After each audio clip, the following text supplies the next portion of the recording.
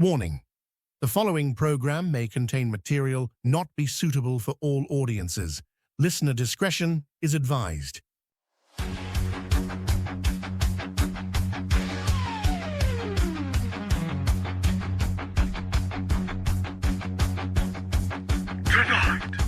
Find a depth unknown, our voice begins to rise, breaking through the noise with fire in its eyes. The spirit of adventure burning ever bright. Hold on tight, travelers, it's gonna be alright. Another week burning, halfway to the end. Bonus Overdrive Wednesday, let the chaos ascend. Bonus Overdrive Wednesday, night is here. Shatter the silence, conquer all your fear. Bonus Overdrive, the angels gonna scream.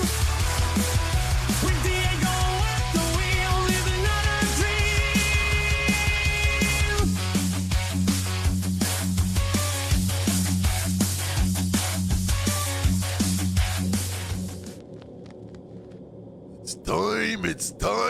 It's time to find out with Diego. Let's go. Ooh, yeah.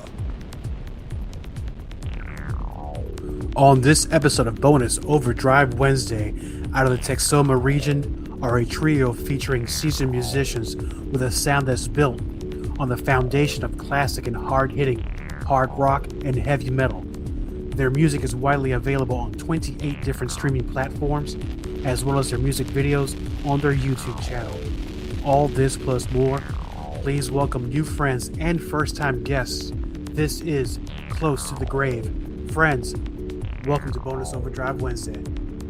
How's it going? How doing?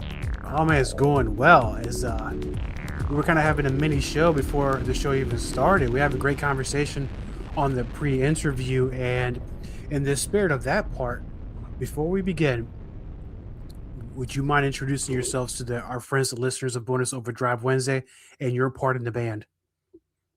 My name is Corey Scoggin. I'm the guitar player in the band. Chris Jarvis, singer, bass player. I'm James. I'm drummer. Excellent. And when I look at your social media profile, and I like the way you guys do it, it's very interactive. It's a lot of fun to read, and you help support other bands as well, which we'll get into in a little bit. Your profile states something to the effect of 3 friends joining forces to create a power trinity of hard-hitting groove metal. Right. How did this all begin? Did you guys go back all the way to school? Did you meet at church? No, Did you I meet actually- at a PTA meeting? How did this come about? I actually tried to put a rock project together, back in like 2012, 13, something like that. It's been a while. And that's where I met James. I was looking for a drummer and everything like that. We tried a couple things, but it all kind of fizzled out. It never really could catch traction. And then when I happened to move into the place that I'm living at right now, I met Chris. He lived right down the street. And for a while there, we would just kind of goof off and play music at like family get-togethers or parties or whatever, that we would have. And then all of a sudden one day, I got some free tickets to go to a heavy metal concert on my birthday. I didn't really know a whole lot of people to go with me. So I asked Chris, I was like, I know this is a little bit out of your depth on it's like death metal. I was like, but do you want to go? And he ended up going with us and everything like that. And I had a couple other older gentlemen that were with us. And we walk in the door and it's just pure death metal. I mean, shaking the foundation on this building. And I immediately turn around thinking the guys behind me are all going to be, having sour pusses on their face. Oh, guys. Yeah. And Chris is over there grinning like a Cheshire cat, just like ear to ear. And we had a really good time. And then after the show and everything, Chris came to me and he was like, man, we have got to put a rock band together. He goes, that was so much fun. And I was like, say less. So, and then we called James and asked if he was on board. And he said he'd be here. Now I got to ask, what band did you all go see that influenced this trinity to come together? Born in Blood. It was the opening band. And then Prong was the other band that was playing headlining, and then I'm probably going to butcher their name, but Bovid was also headlining. But yeah, mainly that Born in Blood, man. They had a really good sound playing. They're playing out of the Dallas area and stuff like that. It was Halton Theater, not Halton Theater, the Granada. Yeah, and man, it was a hell of a good show. And you got those tickets as a gift? Yeah, we have a friend who is he's a stagehand, so he happens to get free tickets for stuff like that and different things because he knows all the people in the business. And he had like 28 tickets to the show and just gave me a whole bunch of them.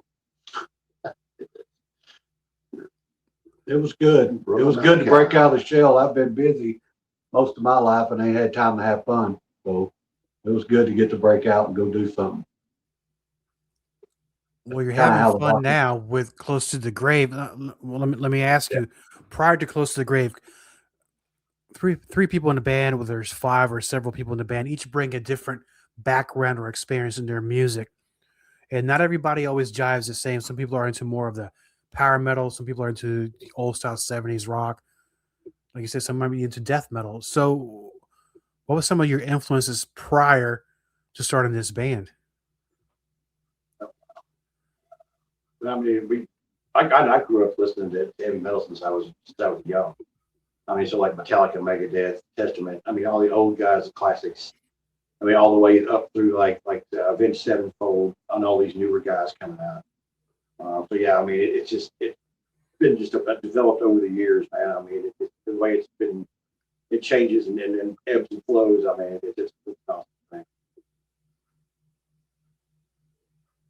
Well, myself, kind of just growed up listening to rock and roll from the 70s. I'm a little older than these guys. And come time heavy metal come around, I was kind of out of the young and started getting older and doing other things in life. And things just kind of led back to Corey started rocking out. And I was like, man, when I tried to do that, it scared everybody and they ran off. And so he started rocking out. I was like, well, heck, I want to do it too. So that's kind of how we got started. With my influence, I guess, is just the heavy metal in general. The beginning of the 80s, what really, to me, started, I mean, Black Sabbath and stuff like that is what I grew up to in the 70s. And when the 80s come out, it kind of started scaring everybody. And so I had to like it, And then I got started with Metallica. My uncle showed me a Metallica CD when I was fairly young.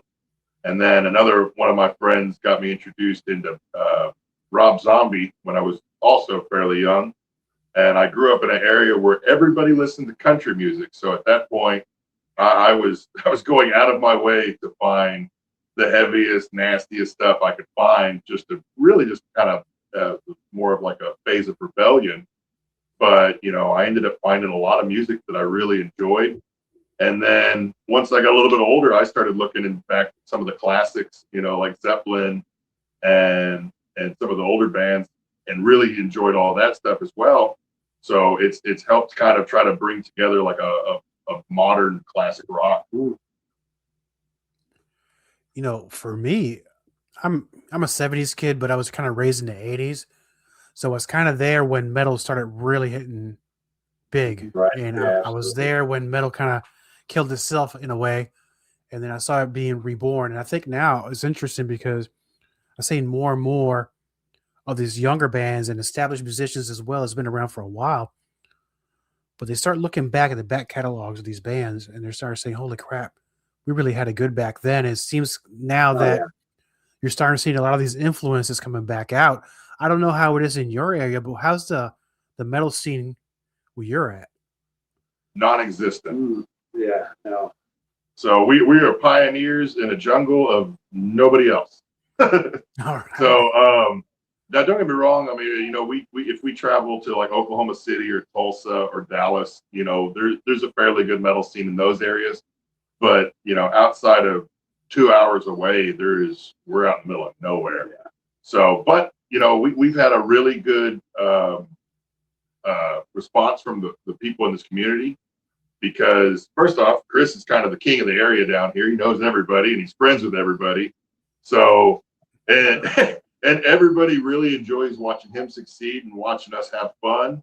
So I mean, the local community's been super supportive, even though we're the only metal band here. Yeah.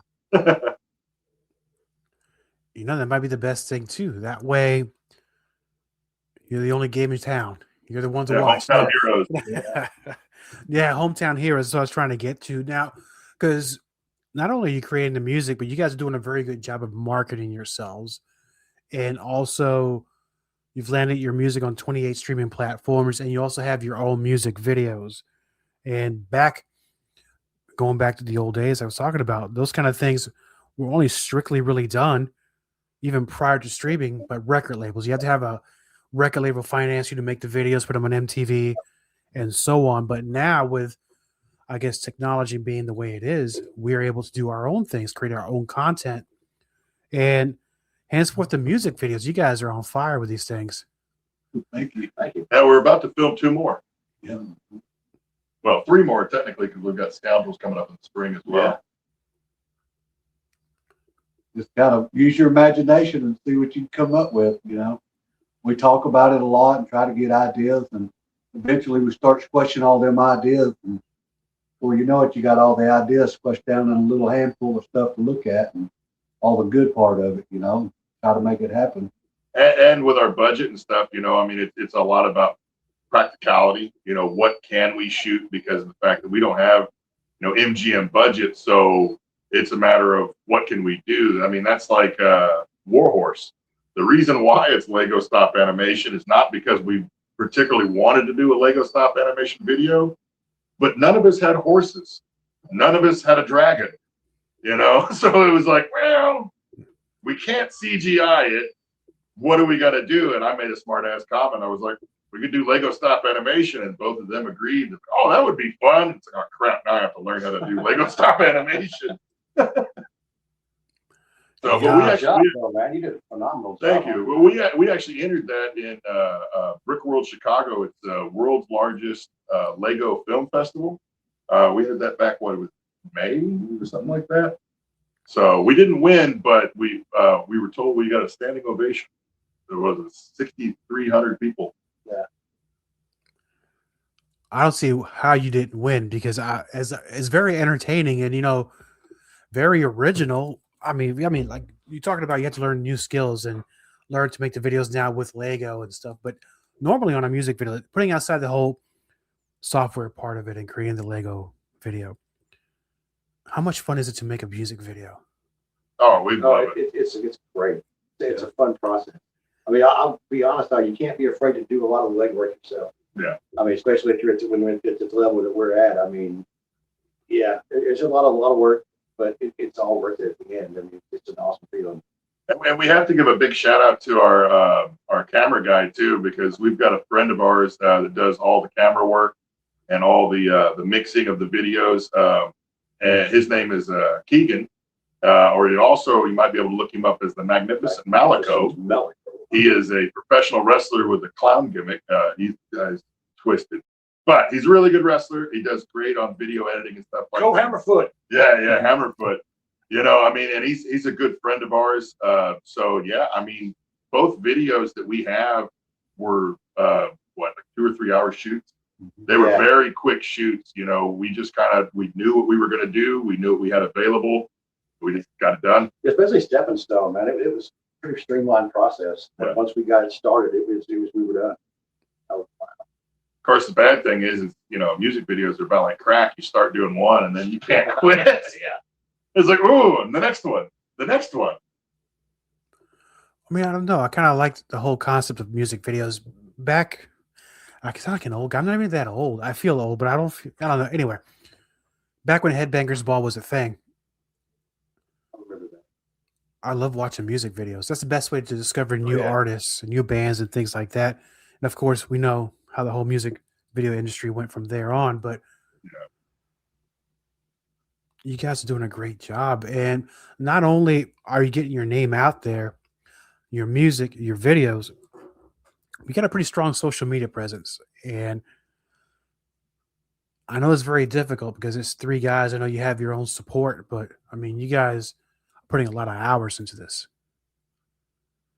We do what we can, you know. I mean, we're very big into trying to support other artists, and it doesn't even necessarily have to be musicians. I mean, you go on our page and look at our people we follow. We follow pottery makers, we follow art, painters, just everybody, because in this day and age, even though we have the access to be as connected as we are, people are really distant, and people really don't support each other the way they should, so you have just amazing things being created on the internet, and people just look at it and go on to the next thing. Your posts, you put in what, every 2 days now? Because we're talking earlier about supporting each other, but you always, I've seen the last one. I think it was right on December 25th when you did the last one. I might be wrong, around that time where you say, if you have a band or something, drop your links here, get yourself know. Yeah. Every Monday and Thursday we do that. We like I said, we like to try to give back as much support on Facebook and social media accounts as we can. So we do Music Mondays and Link Thursdays, so that way it gives us a list of all the bands that we can go back in there and add likes to their pages, add comments on there. I mean, it doesn't seem like a lot, but one of the biggest things that you can do to support an independent musician is like their posts, comment on their stuff. It really helps out their reach. Yeah, share their posts. True, because it not only, if you share someone's post, you help generate new audience for that band or that artist or that pottery maker or the pro wrestling. I love pro wrestling, but it helps you in a way too, because when somebody says these guys are supporting me, I'm going to support them as well, and they'll do the same thing for you, and they just keep going down the line. And in fact, I'll be a little transparent here. That's how I find out about other bands, because when you put up that post, drop your comments here, I found out like at least 10 bands, and I was like, well, these guys are really kick ass. So I started following them too. So it all works. And hopefully one day I'll have them on the show as well. Yeah. Close to the grave. Very interesting name for a band. There's been times in my life where I thought I was close to the grave myself. Can you give us a little background on how that name came about? It was a joke. So when Chris told me after the concert, he was like, man, we have got to put a metal band together because that was so much fun. I made the smart ass comment. I was like, oh yeah, we have to call it Close to the Grave because we're old. We couldn't come up with another name that we liked more than that one, so it just kind of stuck. Yeah. I mean, it seems to be working rather well. Later on, it kind of took on a little different meaning, though. We kind of embraced it as, you never know. You wake up every day, you don't know how close to the grave you are. Yeah. So live every day. I mean, embrace every moment. Yeah, because we one of the big things that we try to push, we try to push positivity. We try to push have fun. This life is too short to just be in misery all the time. Enjoy yourself, express yourself with music. You only get, I hate to say it, but YOLO, So. And you're living life to the fullest is what that's basically the spirit of the name in itself. And also prior to us starting this part of the interview on the pre-interview, not only does your name have meaning now, and it seems like the meaning has grown since. Let's talk about the artwork of the new vinyl, because there's also has a lot of hidden meaning as well, which represents all three of you and perhaps your supporters as well. So let's bring that beautiful vinyl close to the camera and let's talk about what that cover means. Go, Marla. So, yeah, we really want to thank Marla Morris. I know there's a little bit of glare here, but she hand painted this. She's my mother-in-law, and she's got all of us painted on it. She's got different aspects, different friends of ours. We got our, where is he at? Yeah, there's Malico right there. Our buddy Malachi, not to be confused with Malico, he's up here. We've got different of our pets and stuff. There's my grandmother. But yeah, we've got a leprechaun buddy of ours, a couple other friends of ours and stuff like that. But it really, we've got a bunch of different creatures and stuff like on that, things that you wouldn't normally find out in the world. because we ourselves are one thing that wouldn't normally find out in the world. So, you know, we tried to put as much stuff on there that is unique as we are. And that's a very unique cover. And, you know, I like, it's kind of reminds me of the Beatles, the Sgt. Pepper album, where it had all these different people on there, and people can drop, oh, that's Aleister Crowley or this and that. It's open to interpretation, but that cover had meaning to them and to their supporters. So similar way with that one, I'm getting that kind of feel on it. Yeah. With that new vinyl, let's talk about the music. What can we find there? Name some of the songs and some of the spirit behind some of these songs. Well, the songs that are on there include, let's see, what we got first is Wake the Dead. And that song is about the fact that, like, you know, you go to a lot of these shows and stuff like that, and you see everybody's just on their phone. Nobody's paying attention to the show, you know, so they are zombies, for lack of a better word. And the whole point of the Wake the Dead song, it's our opener, and it's meant to invigorate you and charge you up, like, hey, get ready to rock, because, I mean, we're trying to wake the dead out here with this. And it comes from the old saying, you know, like, turn that noise down, you're going to wake the dead. So, and then we got number 2. Boogie Monster. Yep, Boogie Monster's number 2. Sunny Lane, High School Queen.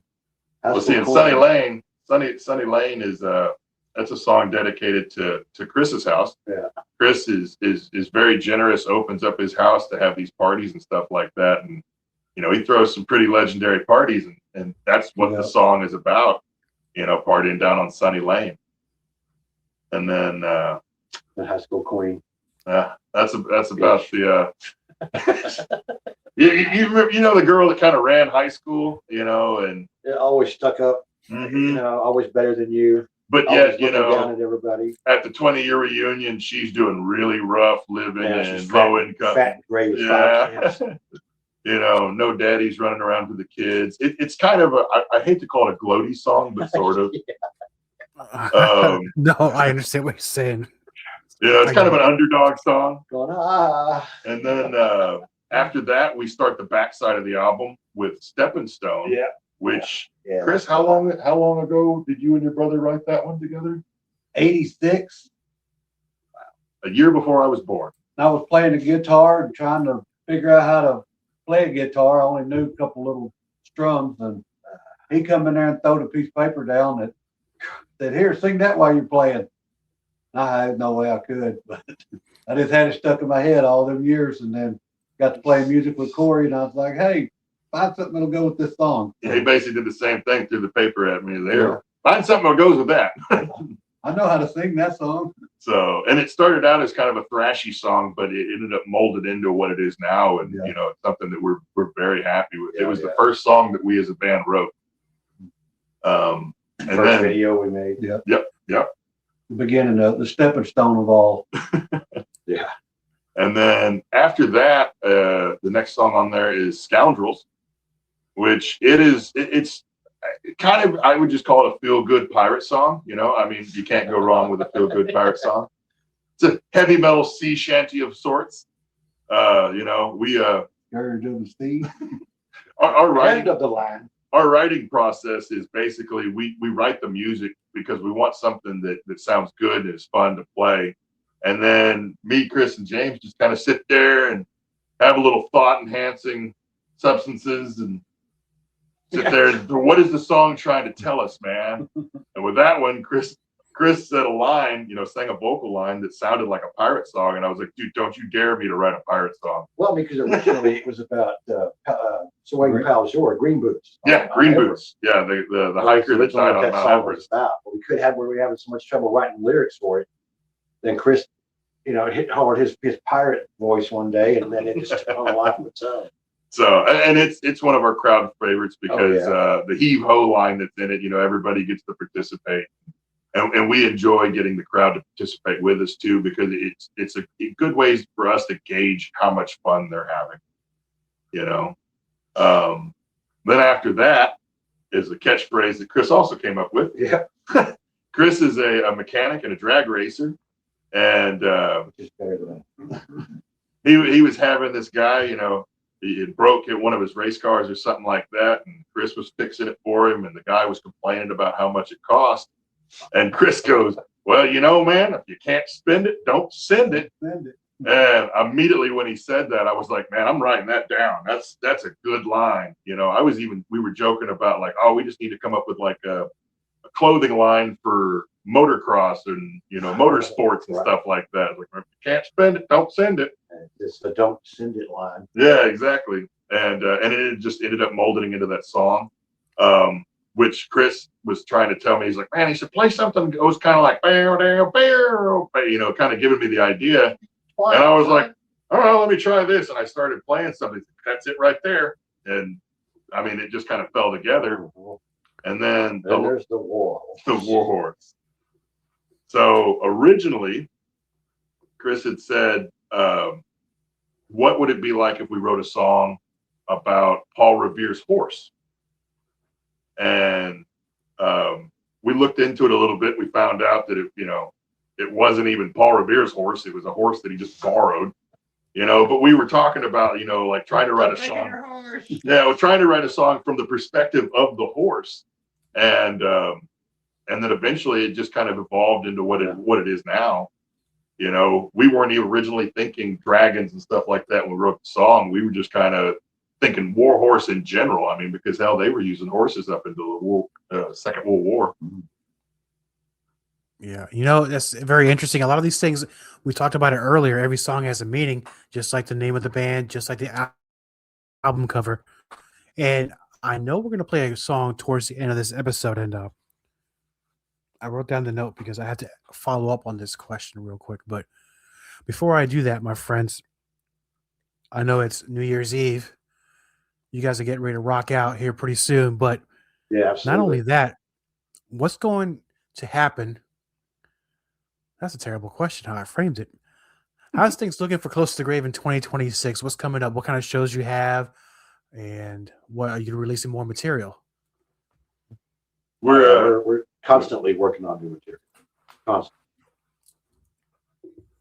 You can't really get stagnant in this business. Everybody's hungry for new stuff, which includes us as well. We spend too much time not doing anything. It's like, kind of get itchy. We got to do something new.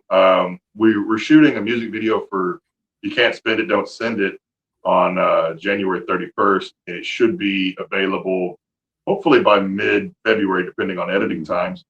And then we're also going to be shooting a music video for Sunny Lane. So, and that one, we're kind of mainly waiting till the spring, just so that way our actors are not freezing their butts off when they come out there. And then we're also going to be shooting a music video for Scoundrels later in the spring as well, for the same reasons. No fun to go play in the lake when it's this cold. So, but after that, pretty much we're going to start writing material for the second album, pretty much after this show.